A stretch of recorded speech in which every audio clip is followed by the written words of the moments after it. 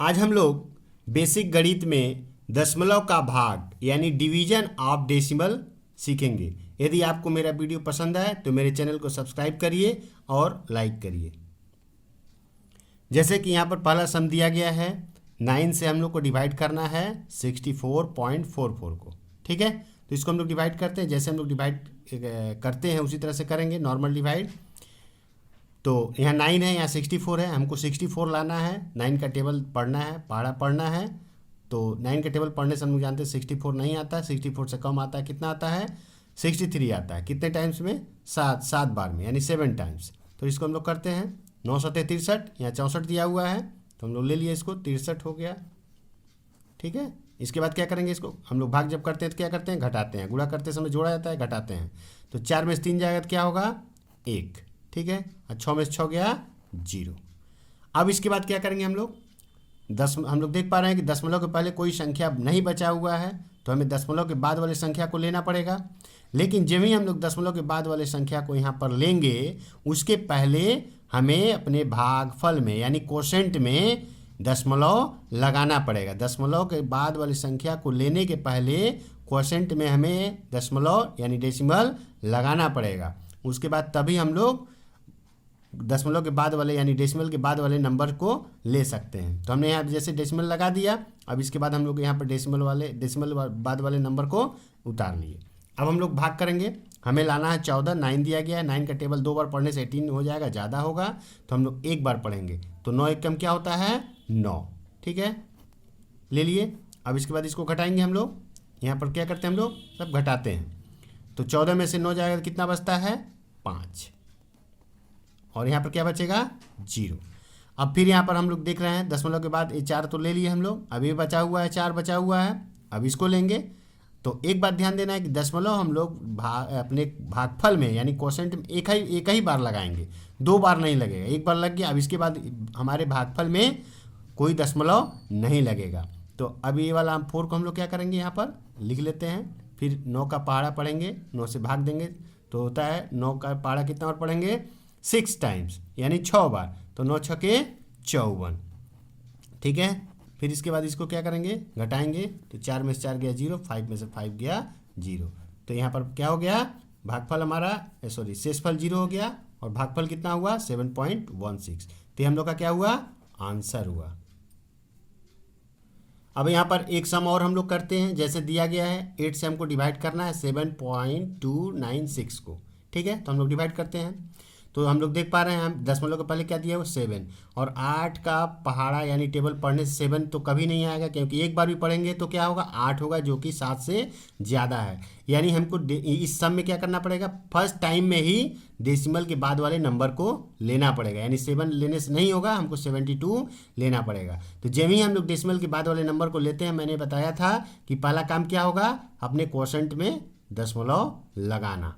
ठीक है, और जब ही पहले दशमलव लगता है तो दशमलव के पहले क्या लगाना पड़ता है? 1 0 लगाना पड़ता है। ठीक है, अब हो गया। अब हम लोग इस डेसिमल के बाद वाले नंबर को ले लिए 72।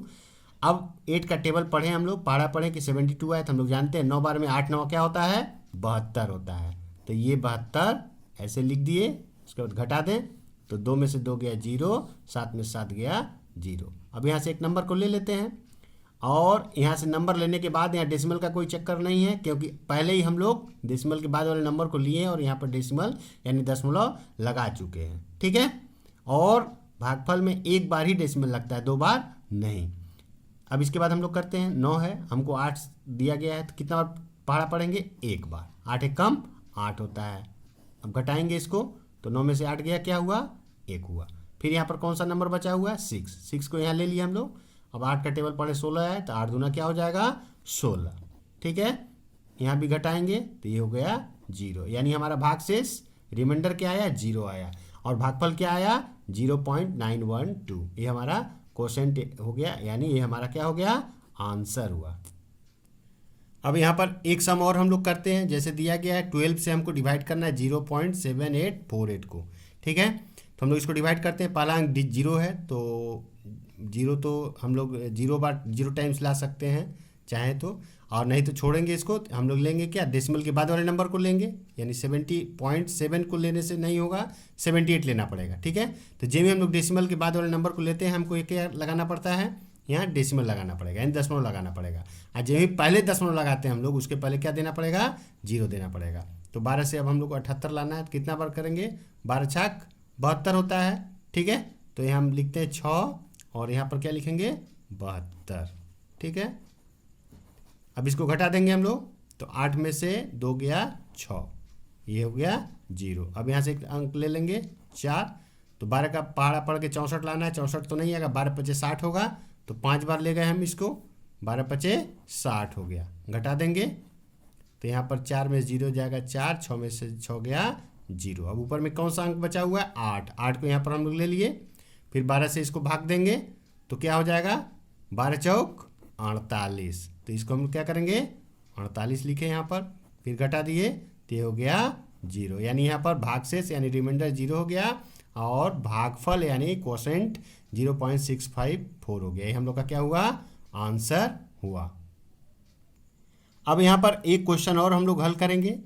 जैसे कि हम लोग देख पा रहे हैं यहाँ पर दोनों जगह दशमलव दिया गया, जिससे भाग देना है उसमें भी दशमलव है और जिसमें भाग देना है उसमें भी दशमलव है। इसके पहले हम लोग जो सम किए हैं सबसे ये डिफरेंस है। तो सबसे पहला काम क्या करेंगे, हम लोग इस वाले दशमलव को, यानी जिस संख्या से भाग देना है उसमें से हम लोग दशमलव को हटाएंगे। तो हटाने का तरीका क्या होगा, इसको हम लोग क्या लिख सकते हैं, 67.73 बट्टा में क्या 1.3।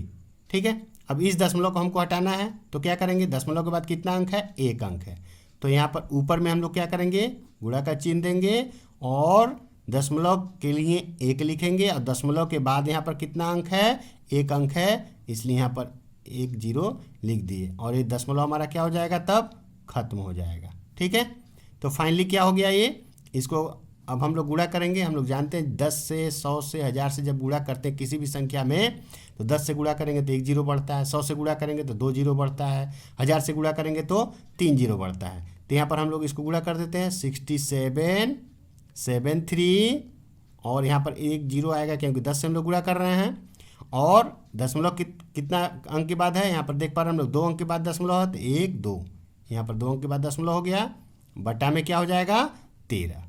अब हम लोग 13 से इसको भाग देंगे। ठीक है, तो हम लोग 13 से इसको भाग देते हैं, तो ये हो जाएगा 13, और यहाँ पर लिखेंगे 67.30।